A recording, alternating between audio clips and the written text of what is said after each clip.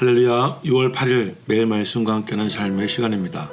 오늘은 레위기 19장 30절 말씀을 묵상하겠습니다.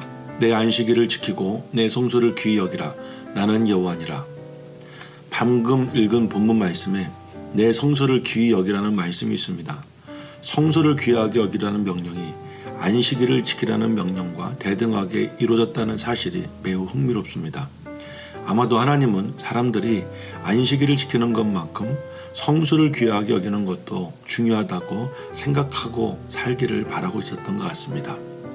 아마도 하나님께서 이 명령을 하실 때 의도하셨던 것은 건물이나 기구들을 소중히 여기라는 의미가 될 수도 있지만 성소는 하나님의 임재성을 나타내는 거룩한 장소이기 때문에 성소를 존중히 여기는 것, 곧 그것이 하나님을 경외하고 하나님을 존중하는 의미가 된다는 것입니다. 세상을 살면서 상대방에 대한 존경과 경멸이란 눈에 보이지는 않지만 우리의 태도를 통하여서 나타납니다. 예를 들어 아버지의 물건, 아버지의 유품을 소중히 간직하는 아들은 그만큼 아버지를 존경하고 사랑하고 있다는 증거가 되지만 만약 아버지가 안 계실 때 아버지의 물건을 발로 밟거나 아니면 그것을 부숴버리는 행동을 한다면 그것은 아버지를 존중하지도 않고 또한 경멸하며 증오한다는 표시가 될 수도 있는 것입니다. 사무엘하 16장 21절과 22절에는 압살롬이 예루살렘을 정복하고 그리고 아버지 다윗의 후궁들을 겁탈하는 사건이 나옵니다. 그것은 그만큼 아버지를 경멸했다는 표시가 됩니다. 또 신약성경 마태복음 21장 33절에서 41절에 나오는 것처럼 잔치를 벌인 주인이 보낸 종들을 때리고 심지어 죽이는 행동 역시 주인을 존경하지 않고 모욕하는 행위가 됩니다. 이런 의미에서 하나님의 성소의 물건이나 건물을 훼손하거나 심지어 사람들까지도 귀하게 여기지 않는 그런 행동은 하나님을 두려워하거나 존경하지 않는 표시가 될 수가 있는 것입니다. 구약성경에 그런 사람들의 이야기가 또 등장합니다.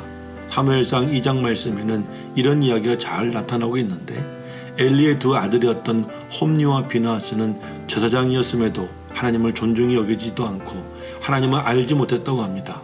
그래서 그들을 가리켜 불량자, 즉 악한 자, 행실이 나쁜 자라고 성경은 증가하고 있습니다. 사무엘상 2장 12절 말씀에 엘리의 아들들은 행실이 나빠 여호와를 알지 못하였다라고 증가합니다. 이 두 제사장들은 성경의 제사법이나 하나님을 두려워하거나 그리고 경외하는 것이 전혀 없었습니다. 심지어는 성전 안에서 간음까지 행했다고 합니다. 게다가 백성들까지도 함부로 대하는 아나무인들이었습니다. 하나님은 이런 홈니와 비느하스를 이렇게 평가합니다. 이 소년들의 죄가 여호와 앞에 심히 크면 그들이 여호와의 제사를 멸시함이었더라. 여기서 사용된 멸시라는 단어는 히브리 말로 나아츠라는 단어인데 그 의미에는 화를 내며 발로 짓밟는다, 모욕한다, 수치스럽게 만든다는 의미로 경멸이라는 단어를 같이 사용했습니다. 홈니와 비느하스가 직접적으로 우리 하나님을 경멸하자 작심하고 그렇게 행동하지는 않았을 테지만 성소 안에서 아나무인처럼 자신들의 지위를 사용하여 자신들이 하고 싶은 대로 행동하는 그것이 하나님께는 마치 자신을 짓밟고 모욕하고 수치를 안겨주는 행동이라고 여기신 것입니다.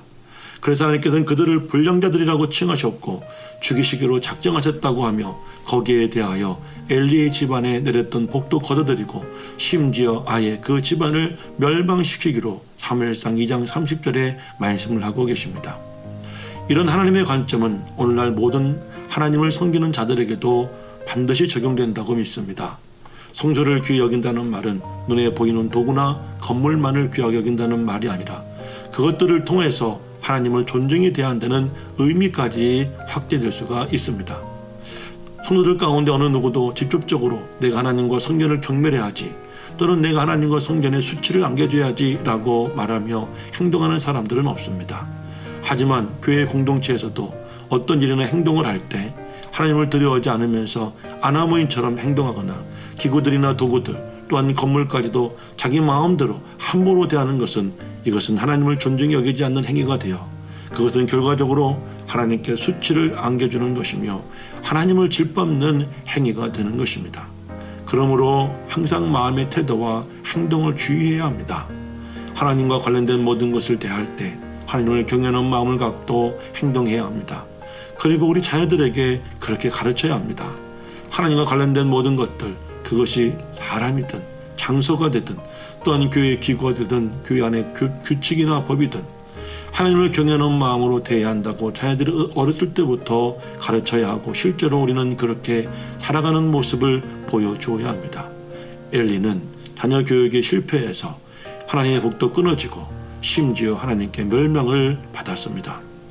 구약시대 성전의 모든 기구들은 하나님께 사용되어지는 거룩한 기구라는 의미에서 기름을 발라 거룩하게 관리했습니다. 그러므로 아무도 그 기구들에 함부로 손대지 않았고 오직 제사 드릴 때만 사용되었습니다. 예수님 시대의 성전에서 매일 상번제에 사용되는 기구들은 모두 93가지였는데 전부 제사장들에 의해 관리되었다고 합니다.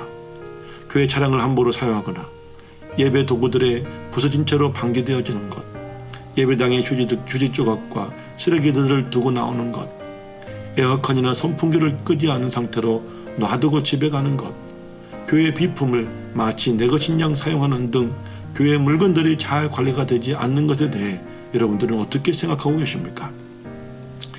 우리가 하나님을 귀하게 여기듯 하나님의 성전을 귀하게 여기고 두려움과 떨림으로 하나님을 대하듯 하나님의 성전의 모든 성물과 기물들도 두려움과 떨림으로 사용할 수 있는 여러분이 될 수 있기를 예수님 이름으로 간절히 소망합니다. 저는 예수님처럼 세상과 공감하는 교회 꿈의 교회 엄은식 목사였습니다.